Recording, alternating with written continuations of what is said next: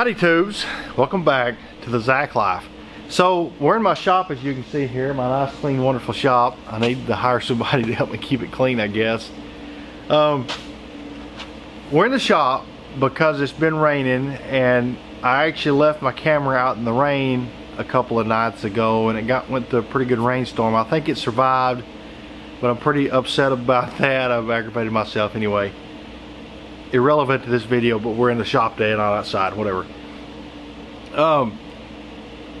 I've got a goal, and that is in a couple of months, maybe the end of August, 1st of September, sometime in that time frame, I'd like to have this done enough to take it on a major trip, probably Colorado. That's my go-to place. That's perhaps in vain, but that's sort of my goal. In saying that, I'm probably going to spend a lot of my time working on this thing the next few weeks. The videos will be structured a little bit differently. There'll just be a lot of things that happen during the week. You know, used to it took me 2 weeks to make a video worth, and I'm thinking I'm probably going to have a lot of information to put in each video each week. Blah, blah, blah. I'm saying that to say the structure of these will probably be a little bit different. Personally, when I watch videos of people doing things, I like 20-minute videos. They're long enough to get a bunch of information by, but they're not long enough that you get boring, and that still is sort of my goal, get everything in 20-30 minutes, something like that. I'll probably have more of a more time-lapsed, more of a I'm fixing to do this, click, here's it finished type things, and so the structure of these next few videos may be a little bit different. I feel like also that this coach has it's got a lot of things obviously to finish, but I feel like a lot of the things won't require a lot of engineering or a lot of thinking. They just need a lot of man hours, and so I think I can get a lot of stuff done, and I'd like to start trying to finish things up. One thing I am going to do is I got a new set of gauges put in the dash. I think when I put the gauges in the dash, I can shut the dash. The dash will be shut. And I need, excuse me, I got the hiccups. I need to I want to start finishing things. I want things to be completely done. You know, I got some welding to do on it. I want the welding completely finished. I want the dash completely finished. I want I want to start finishing up those things. And anyway, in this video specifically, I've got this 3-piece drive shaft. I've got 2 of the drive shaft pieces from other things, and I'm having the 3rd piece made. It's being made as we speak. And I'm going to get the drive shaft put in it. At that point, it should move, and I'd like to be able to pull it around, nose it in the front of the shop, and get my wire welder. I got some welding, like I said, to do on the front of it. The exhaust is being Amazoned to my house as we speak, because you ought to be able to get the exhaust put on it. Marker lights, I'd like to get all the lights completely finished, get them hooked up, everything burning and blinking and flashing. Whatever else comes along. I did order some new mirrors. I'm going to change the mirrors out. I don't know. Enough speaking, let's go make something happen. So I'm going to change the cab lights out on this thing. The old ones up there are, I'm sure, probably original. And the housings are kind of deteriorated, and the plug where the light goes in was corroded real bad, and I couldn't get the lights to make good contact. And you know, these were a couple $100 for a set of them, but I didn't want to be on a vacation having to fight these to make the lights work.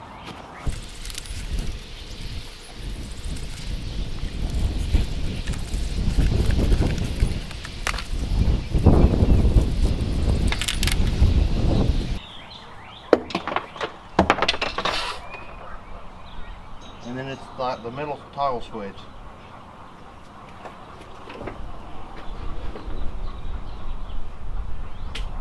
Not the middle. Yeah. All right.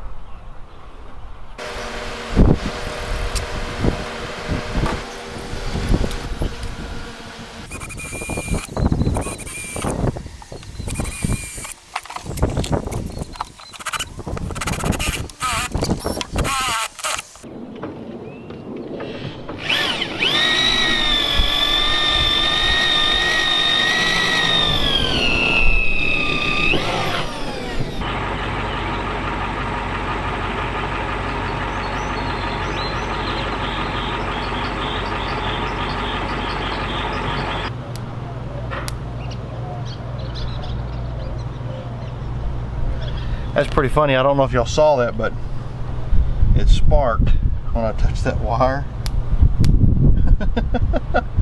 Because this has got, it's turned on, and I guess this is grounded through the plug-in.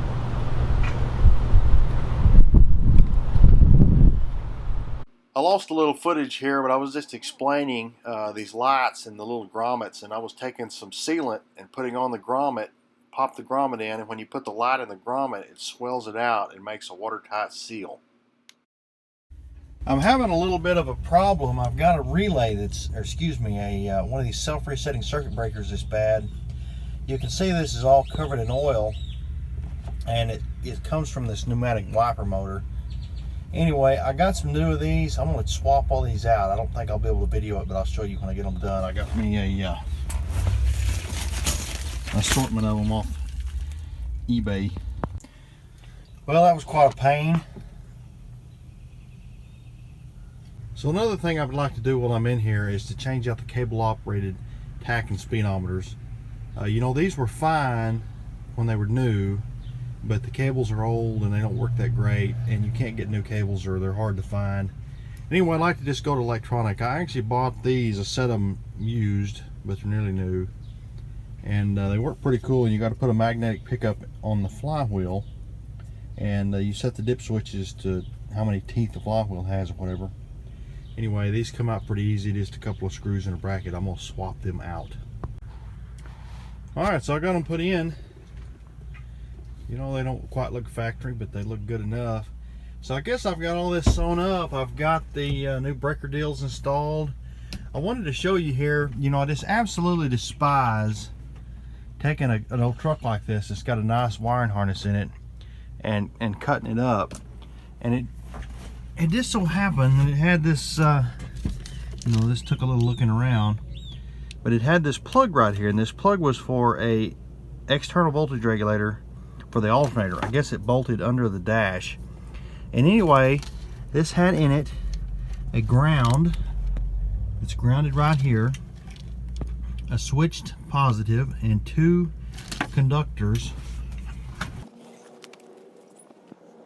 that come out here and here on the bus bar out here. So all I have to do is pick these up when I go down and run the harness. It goes down the frame that'll catch the tachometer, speedometer, transmission temperature, and rear end temperatures. It's really nice to you know, to run across something like that took a bunch of digging through the you know, the wiring schematic and stuff to figure out where all that stuff went, but they kept me having to add wires or cut wires. You know, it's still exactly factory. Also, if you noticed, all the wiring I put in this is either white or some kind of bright colored in contrast to the all black original. And this is so if there's another owner or a different mechanic works on it or something, it'll be obvious what was original, and you can look at the original schematic and perhaps just a wiring number is gone instead of you know, something that's I put on aftermarket. So here's the magnetic pickup for the tachometer, and there's actually a plug here in the bell housing. I've obviously already loosened, and this screws right into the bell housing. I want to test it out to make sure the tach and all this stuff works, and then I want to calibrate the tach. At that point, I can shut the dash and hopefully be completely done behind the dash. Looks like a charm. This truck was factory equipped with a hand throttle. Right here, these are called or known as a veneer throttle. I'm not exactly sure why they call them that, like a pair of veneer calipers. But anyway, the cable's broke, it doesn't work, and it was factory installed. It's got the little plate there that labels it throttle, and so since it's got a label, it's got to have a throttle. So here's the new one I bought, or actually the new old stock, the used one, whatever. If you don't know about these, they're pretty cool. So you push this button in and you can pull the throttle in or out. But also, if you twist this, it is a fine adjustment. And so you can screw it in or out, or, you know, if you pull it halfway out and you want to idle it up a little bit, it worked pretty good. So it's just got a jam nut behind it. I'm going to pull the jam nut out and pull the old one out.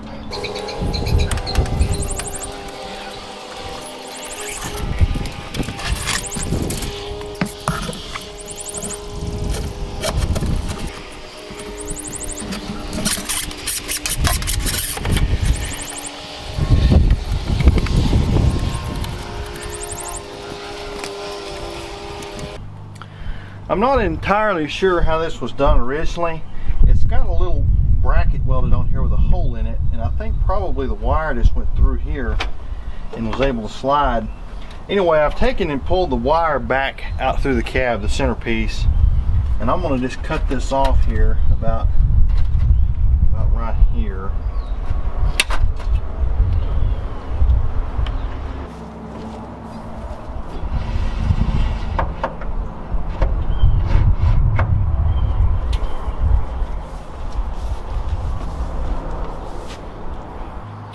So I poked the wire back through the center, and I think the wire probably went through this little bracket. And I believe that I'm just going to take a hose clamp and hose clamp this to this air fitting. Just like so. And that'll let the throttle work as normal.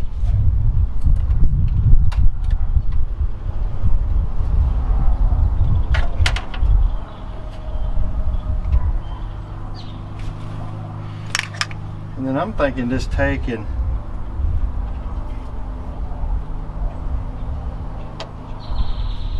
bend this up, bend a little horseshoe in it.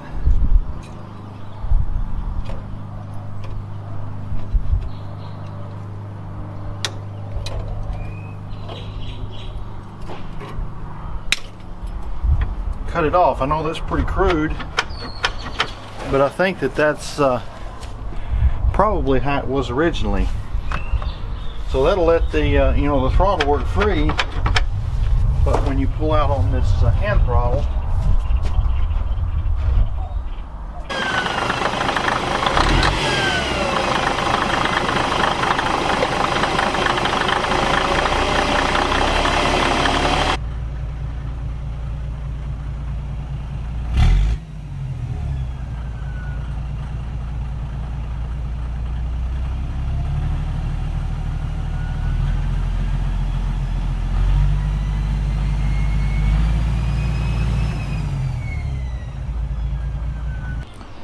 alright, so I'm going to stick these two drive lines in it. Obviously that one goes on the rear end.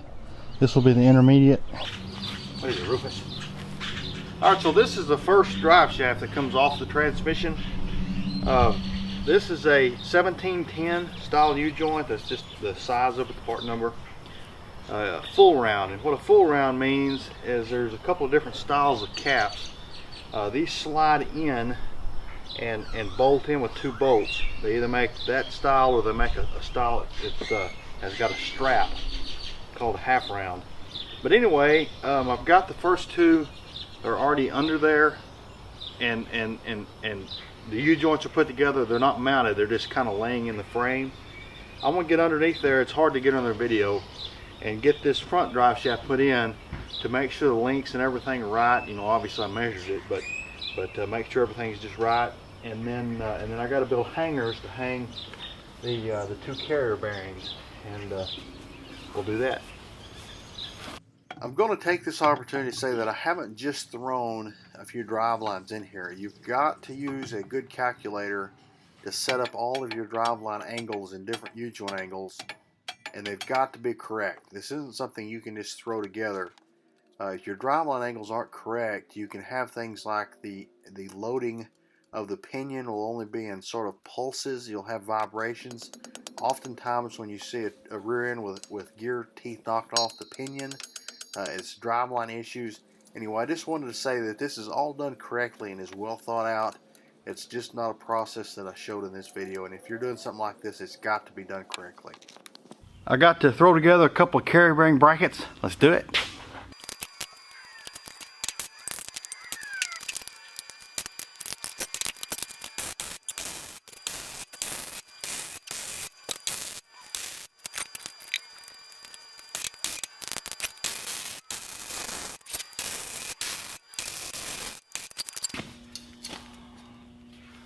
Well, that's probably one of the ugliest things I've made in a while, but it ought to work. Alright, so here's the first one. I got it this side welded. My welder ran out of gas, I guess, or it quit for some reason. But it's bolted down.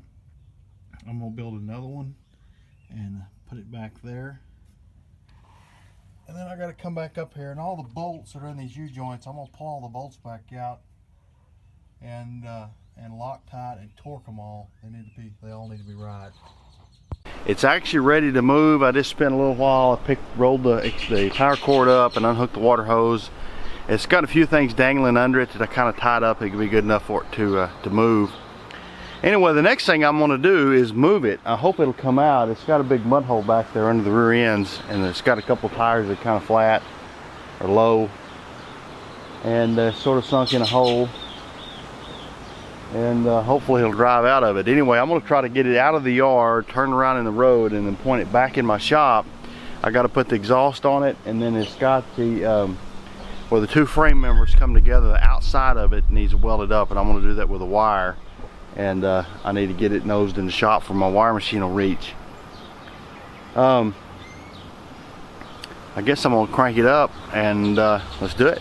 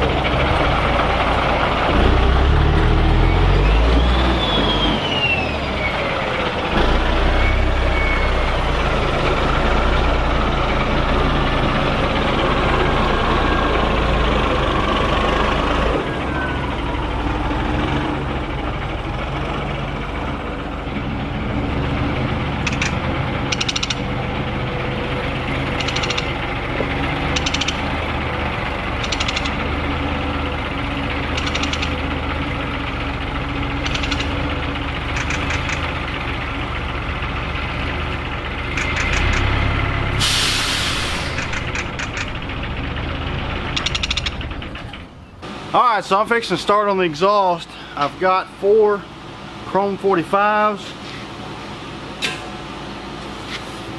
They call this a Peterbilt Y-pipe.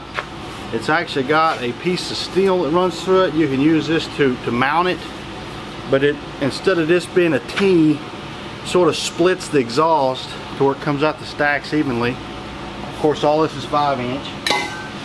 I've got some regular galvanized pipe and some 5-inch stainless flex with all the clamps and couplings and everything else. A 359, the exhaust runs under the frame, and on this truck it runs outside the frame because it's got a brake saver. They can't get it in the frame, and it sort of goes up and under, sort of a weird pattern. But anyway, usually off the mufflers you'll use something like this, which is almost a 90, and this sort of lines it up with the bottom of the frame. But since I've got a dog leg in the frame and the frame's lower, I'm going to use a 45 to kick it down and get it under the frame. Now, I realize the exhaust on this thing is going to be really close to the ground, and there's just nothing I can do about that. You know, if we get in a position to rip it off, it's just going to be ripped off, and that's all there is to it. Pardon me, I'm sweating like a pig. It is hot. The exhaust coming off the engine turns to a piece of stainless flex, goes down and makes a couple of compound bends to get back under the frame. It goes outside the frame and out and under. I'm going to leave all that original. It looks pretty good. I'm going to replace it from that goofy 90 to the mufflers. And I didn't realize till now that the mufflers are actually pretty rotten, or one of them is. And what I'll do later is I'm going to leave the muffler guards and run straight 5-inch pipe through the muffler guards. I'm going to take the mufflers out of it. These engines aren't that noisy, and I don't mind if it is. That's kind of an old school thing they used to do, and I really like the look of mufflers, but I don't want mufflers. And so anyway, I'm going to just tie back into the old mufflers for now, and then get some stacks later that'll go in and go right into these 45s that I'm replacing. So everything from the Cat's Goofy, or probably Peterbilt Goofy, you know, bend under the frame back will all be new. But I don't have any mufflers, so we're just gonna do what we can do. And I want to get this part done. There's a few more things to sew up, and I want to get it on the road. I want to drive it and see how fast it'll go. All right, so right here is the original piece I'm talking about that we're going to work back from. So I took one of these 90s and cut both ends of it off. You know, they're too long, which is what you want. You can always cut them off. Anyway, I'm going to go ahead and start this one in here, if I can get it to start.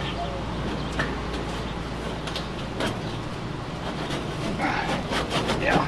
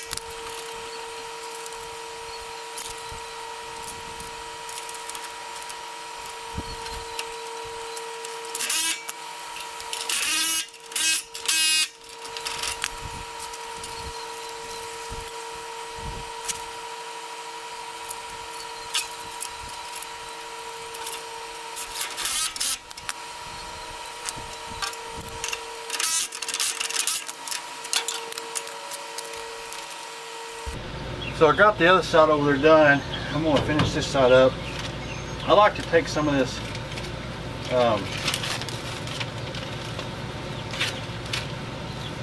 aluminum foil tape, I don't really know what the name of it is, and go around these joints. This will keep this stuff from leaking, especially if you're reusing parts.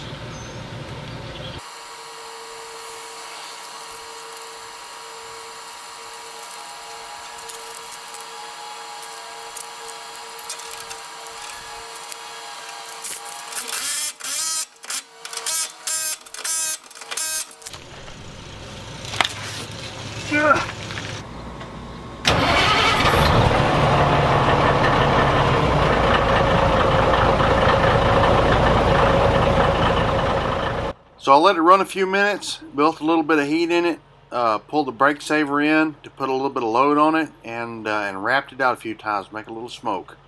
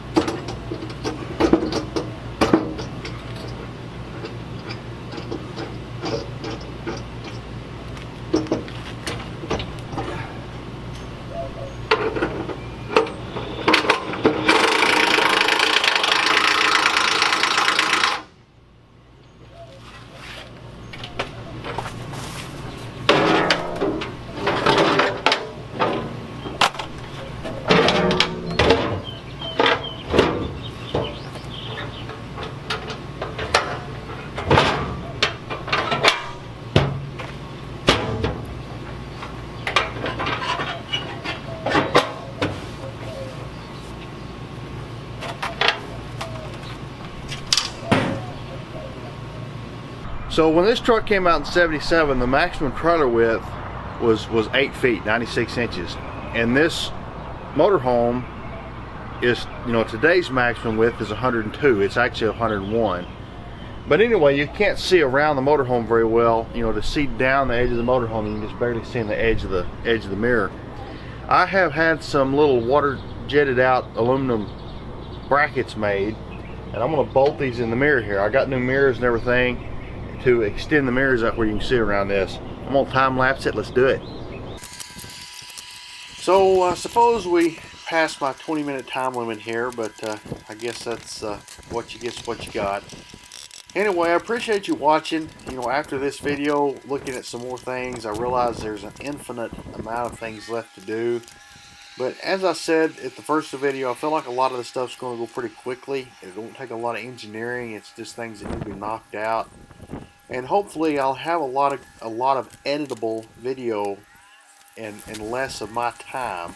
And so I'll be able to put a video out every week for the next few weeks.